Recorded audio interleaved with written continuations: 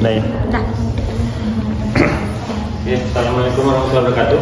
Waalaikumsalam warahmatullahi wabarakatuh. Selamat pagi semuanya. Pagi. Sehat ya? Sehat. Jadi hari ini kita kuliah tentang manajemen lanskap startup. Fokusnya sih lebih ke taman ya. Kalau di pekan sebelumnya saya membahas tentang lanskap. Jadi sebelumnya kita review dulu sedikit tentang pekan lalu. Jadi apa itu lanskap? Bentang alam. Itu bentang alam. Ya. Yang lain? Apa lagi? Jadi lanskap itu adalah bentang alam yang terlihat sejauh mata memandang. Nah, mulai dari yang paling kecil, kalau kita ngomongin skala, dari yang paling kecil itu taman rumah. Nah, kalau yang paling besarnya,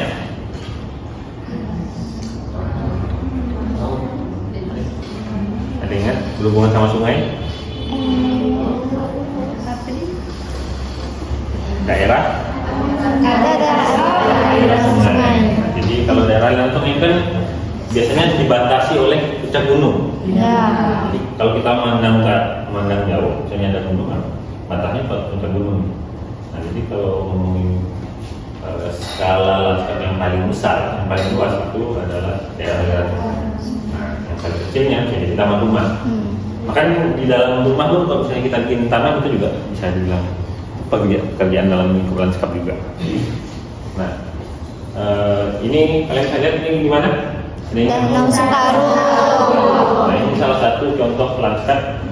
Sebenarnya ini lanskap alami, memang alami, tapi sudah ada pengaruh manusia sih.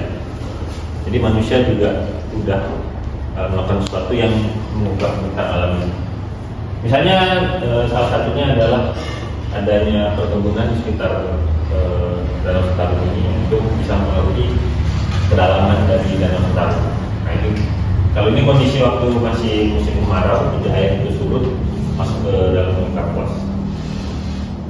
Dan ini seperti spons. Kawasan Danau Sentarum ini dia nyerap air hujan. Nah, jadi ketika musim kering, air sungai Kapuas itu turun, dia mengalirkan airnya ke Kapuas. Oke, perkenalan lagi sedikit ya. Tahu saya ya? Tahu. Kalau tidak kenal maka kalau tidak kenal maka kenalan. Nah, ini nomor telepon saya, sudah tahu semuanya ya. Ini IG saya. Kalau tidak di follow tidak apa-apa. Jadi, kalau di IG itu saya bisa sharing kegiatan-kegiatan dengan mahasiswa ya, di kampus. Jarang saya sharing tentang keluarga. Jadi kalau misalnya udah jalan-jalan sama mahasiswa, biasanya saya bawa ke dia, terutama karena ke pantai juga. Ada YouTube juga. Saya promosikan ini. Facebook Pak. Facebook ada juga. Oke, ini yang mau kita bahas. Taman dan skala pengelolaan lanskap. Elemen lanskap. Nah, elemen ini intinya kalau kita ngomongin manusia itu punya badan. Badan itu ada kepala, badan, kaki, kemudian ada organ dalam dan sebagainya. Itu elemen-elemen kalau manusia. Nah, kalau lanskapnya ada elemen lanskap yang kita bahas di dalamnya. Kemudian permasalahan dalam pengelolaan lanskap dan tujuannya. Ini salah satu contoh lanskap yang ada di Kota Pontianak. Ada yang pernah sini? Bagusnya ya? Bagus. Bagi saya itu yang paling bagusnya.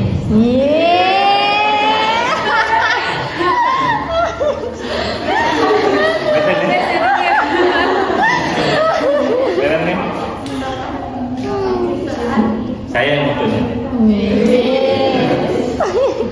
Jadi ini lanskap, ini namanya Taman Catur.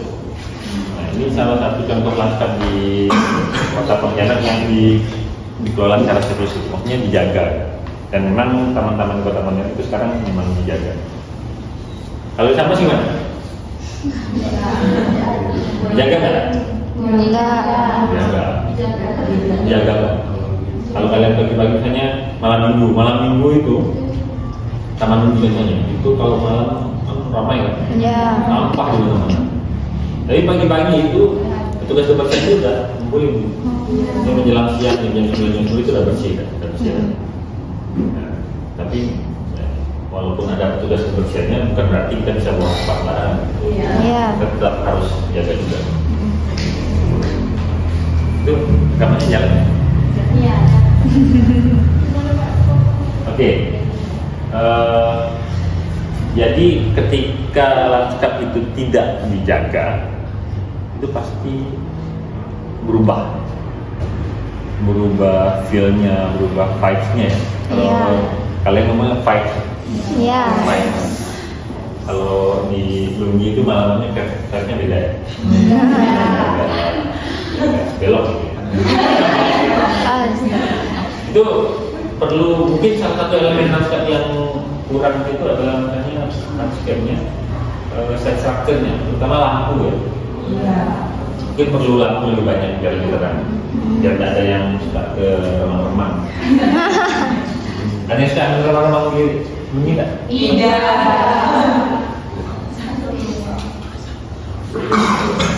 Oke, apakah lanskap hanya tentang taman? Jadi ini taman. Ini kira-kira di mana? Kayaknya Belanda ya? Kenapa Belanda? Bunga. Karena ada Bunga tulip. tulip kan? Iya. Yakin tulip? Yakin. Ikannya. Kayaknya sih tulip. Kita anggap tulip saja ya. Iya.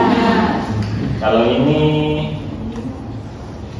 bangunannya bangunan kayak bangunan Asia, tapi ini tamannya taman gaya Eropa ya.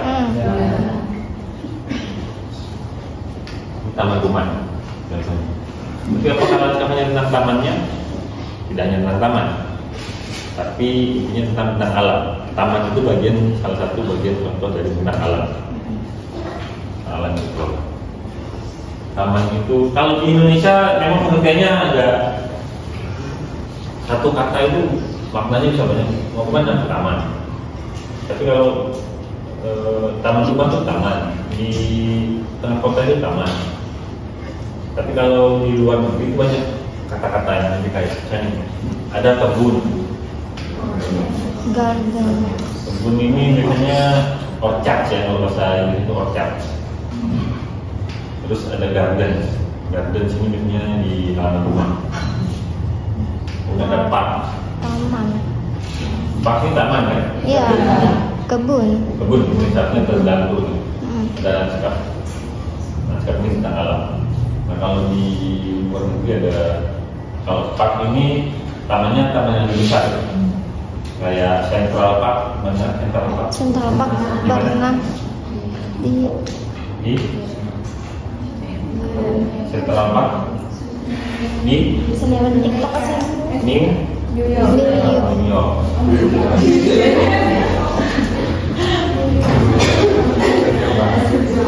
Taman itu intinya dia dibuat ada punya keindahan, nyaman dan aman. Aman. Cuma ada taman yang dibuat itu hanya untuk dipandang. Ada taman yang dibuat itu untuk yang bisa diakses. Kalau tamannya agak kecil, biasanya hanya untuk dipandang.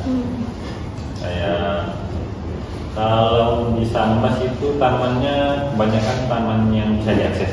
Iya. Kalau Lungi itu kan kita bisa masuk, duduk gitu, kayak bawa anak main-main. Taman. Kalau biasanya kalau ini taman yang di mau keluar kota itu, taman apa namanya? Keluar kota. Habis Rambi itu. Taman. Kan ada bundaran kan? Iya. Dan kan ada taman tuh yang jalan dua arah tuh. Ayo dekat makam. Tahu namanya? Apa? Taman Nado Galing. Kenapa tamannya itu taman Nado Galing? Karena ada Ada apa? ada lasung, ada gong. Ada lesung sama itu. Iya. Ada alu lesung. Aluk di sini. Aluknya ya. Kamu tahu Galing nggak? Tahu. Batang kayu. Tahu. Gali. Mulai dari. Nah itu kan tamannya itu sebenarnya seharusnya bisa diakses. Tapi karena itu di antara dua jalan dan biasanya kendaraan itu yang lewat situ laju-laju kan, Iya. kencang lewatnya, dan tidak ada fasilitas juga kan, itu tidak ada tempat duduk kayak di Lugi. Jadinya taman yang untuk hiasan saja yang dipandang dan hijauan, sekedar hijauan. Kalau misalnya mau diakses, kita menyeberang jalan ada tempat parkirnya juga ada. Iya. Nah, itu salah satu permasalahan sama tempat parkir. Walaupun lahan kita masih luas, tapi tempat parkirnya susah. Bahkan orang tuh, saya pernah ngobrol sama orang tambah sasi. Orang kalau jualan, itu kalau bisa tuh benar-benar di pinggir jalan. Jadi orang tuh berhenti misalnya ini badan jalan, ini bahu jalan, orang jualan tuh di situ. Iya. Kenapa? Biar tidak turun dari motor. Biar turunnya dua. Tapi macet. Kan macet ya? Iya. Kayak di pasar Banyu itu. Kadang-kadang saya belajar di situ juga. Soalnya ada parkirnya kan? Iya. Terus kalau lahan parkir tuh kita bayar. Nah. Memang harusnya bayar ya. Cuma kalau parkirnya itu masuk ke APBD, bukan APBD, apa namanya? Pendapatan negara bukan pajak, APBN. PNBP, namanya PNBP, pendapatan negara bukan pajak. Nah, itu bagus. Tapi kalau misalnya hanya jadi bacaan atau punya preman, oke, baik lagi. Contoh taman, ada taman rumah, perkantoran, taman bunga, taman sari. Taman sari ini mungkin taman buah ya. Kayak di Bogor itu ada taman buah Mekarsari. Atau di daerah-daerah di Jawa itu kayaknya ada taman sari. Cuma saya belum pernah, belum pernah masuk. Ini taman sari dekat istana. Taman tetanggaan, rumahan-rumahan, maksudnya itu kalau di Pontianak itu ada namanya Jalan Karimata, dia jalan perumahan. Nah ada taman di tengah-tengah kompleknya. Kurang lebih lah taman ini. Taman Kantong, Traffic Island, nah kayak yang tadi itu Alun-Alun itu, Alun-Alun jalur hijau kayak misalnya jalan dua arah mau ke arah Subang, Iya. yang Sukaramai, Iya. Sukaramai, kantor bupati, daerah perkantoran itu kan ada taman di tengah jalan kan, Iya. kemudian yang taman kota kayak Taman Mini, taman rekreasi, taman budaya, kebun raya ini kayak di Bogor misalnya. Di Sambas ada kebun raya ya? Ada nggak kebun raya di Sambas? Ada. Ada kan? Ada. Subah. Iya, itu kebun raya. Nah, kan? Coba itu kebun raya. Taman nasional, nah kalau ini besar nih. Iya. Contohnya? Danau Sentaru. Danau Sentaru, apa lagi? Taman nasional apa yang dari Kalimantan Barat? Ada tadi kan? Bukit Raya, Bukit Raya. Bukit Raya. Taman Nasional Gunung Balu, bahkan Bukit Raya, Gunung Tribun, Taruh. Yang tidak ada di Kalimantan Barat apa? Gunung. Bukan, dari itu Taman Nasional. Sebangau. Gimana? Aku jadi. Taman itu di Kalimantan Tengah.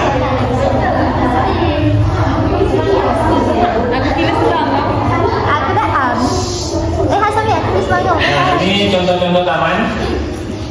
Taman apa nih? Taman. Ini namanya taman tropis. Taman Gayanya tropis. Biasanya ada palung-palungnya gitu. Ada keladi. Ini taman? Taman Jepang. Taman Jepang. Taman Jepang. Mantap-mantap. Ini taman Zen. Zen. Tempat ngelamun. Ngelamun. Pakai ya, Sah? Atau bahasa keren itu kontemplasi. Jangan kayak orang lain. Jadi kalau ngelamun gitu kan, lagi berkontemplasi. Iya. Mantap boy kata-katanya.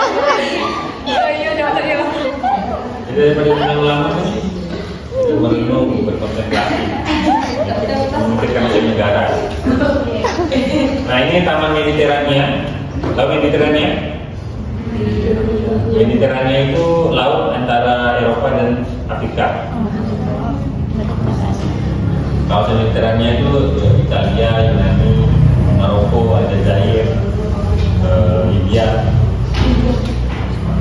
Ini taman? Taman Bali. Ini taman satwa liar, ada bunga, ada burung. Kasih tempat air ini, namanya air suka masuk. Ya, air suka masuk. Burung suka mandi di sini, minum. Jadi burung itu pandai mandi juga. Kalian mandi nanti pagi ini. mandi. Sana pengganteng. Nah ini taman apa ya? Taman liar. Taman produktif, taman urban. Ya tempat nanam apa? Sayur-sayuran.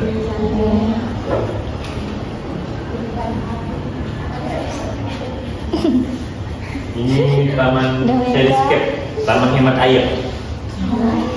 Jadi kalau misalnya taman itu banyak pohonnya, biasanya agak boros air. Kecuali memang ada kolam. Nah, jadi kalau di halaman rumah, biasanya kalau lebih banyak hardscape-nya. Hardscape tahu ya? Hardscape itu elemen keras. Nah, ini kekerasan, meja, dan sebagainya. Nah, kalau ini taman gaya, gaya mana? Eropa. Taman gaya Eropa itu mahal. Kenapa mahal? Biasanya bentuk-bentuk ini apa namanya? Tanaman yang dipangkas hingga berbentuk apa? Ya. Topiori.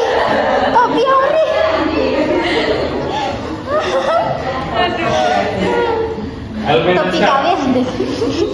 Nah, elemen naskah ini ada yang lunak. Nah, itu seperti tanaman, hewan, air. Nah, ini ya. Ini ada tumbuhan, ada air, kadang-kadang ada burung. Terus elemen keras, batu, pokoknya keras. Kalau keong, Soft.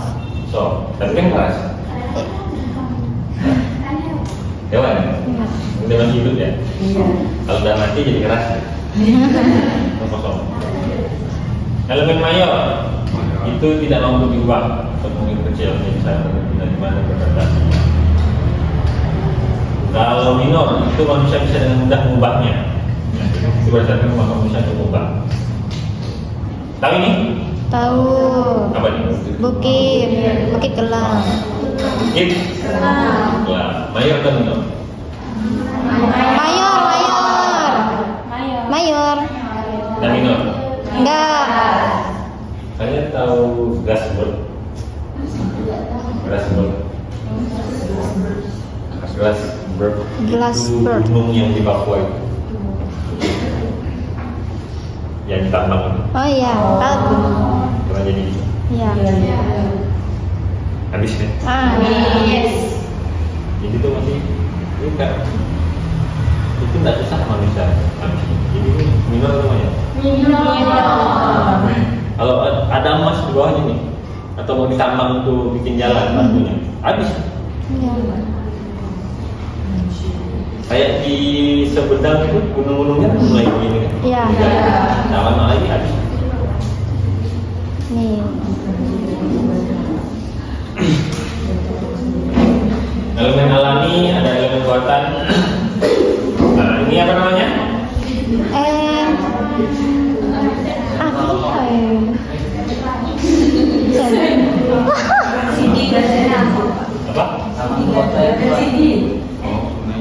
Ini namanya Central Park. Pokoknya kalau lihat ini istilahnya tempat Spiderman layang-layang. Spiderman itu mainnya di sini. Lihat ini. Nah ini elemen buatan. Kalau alami dia memang sudah ada di yang taman nasional itu namanya elemen alami.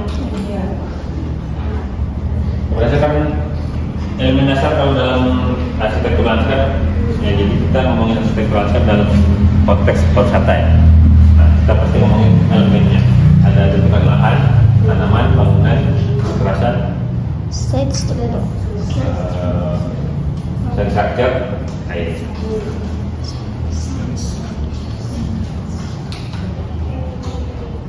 Landform untuk bentukan lahan pertama. Landform ini ada pegunungan, ini ada perbukitan, bergelombang, nah itu bentuk-bentuk landform. Ada yang datar, kalau Sambas ini umumnya datar. Ada berbukit-bukit sedikit, kayak misalnya di Piantus, di Semuju. Bergunung, kayak misalnya di Sandingan. Yang plain, datar.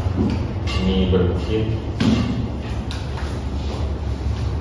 Ada yang tahu di mana nih? Gunung Pasir. Gunung Pasir Di Singkawang.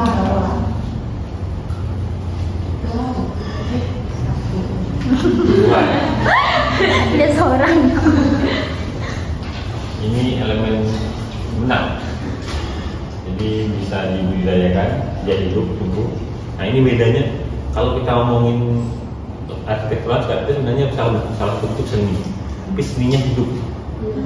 Kenapa hidup? Nah, ada makhluk hidup di dalam pohon misalnya. Kalau kita pangkas, kita tanam nanti dia sekarang kecil, nanti 5 tahun lagi sudah besar, 10 tahun besar sekali.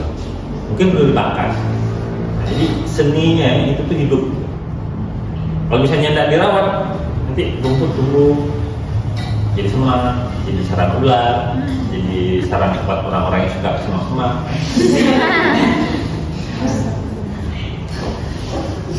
Zaman sekarang tidak ada yang semak-semak lagi. Kemana? Ayap ya.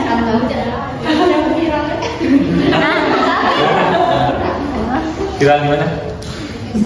Di Sambas kan? Yang depan itu rumah itu yang rumah kosong. Ditangkap. Ramai. Udah lama guys. Ini sih udah. Semak-semak juga itu kan. Nah, sebenarnya kalau kita ngomong naskah, yang bikin naskah itu cantik, menarik itu adalah bangunan. Bangunan. Tahu ini?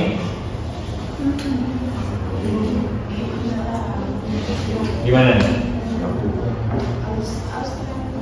Aus. Australia. Ini?